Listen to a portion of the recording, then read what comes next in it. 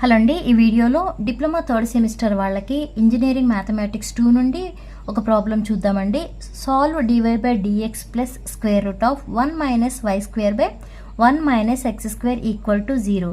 ఈ problem C20 regulation వాళ్ళకి October-November 2023 పేపర్లో 3 మార్క్స్గా అడిగారు.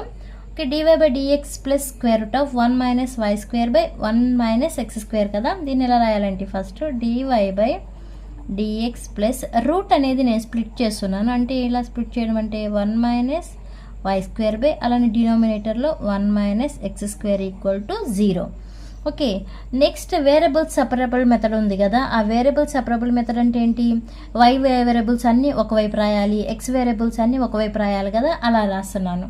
Okay, by using variable separable method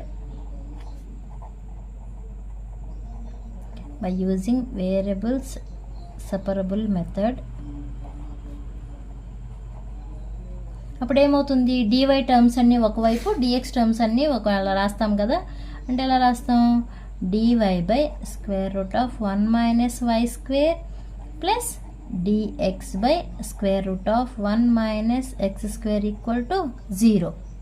ఇప్పుడు ఇంటిగ్రేట్ చేయండి. Okay, integrate on both sides, రెండు వైపులా కూడా ఇంటిగ్రేషన్ అప్లై చేయండి. అప్పుడు ఏమవుతుంది? Integral D Y by square root of 1 minus why square plus integral D X by square root of 1 minus X square equal to integral 0. Next integral 1 by square root of 1 minus why square into D Y plus integral 1 by square root of 1 minus X square into dx equal to integral C.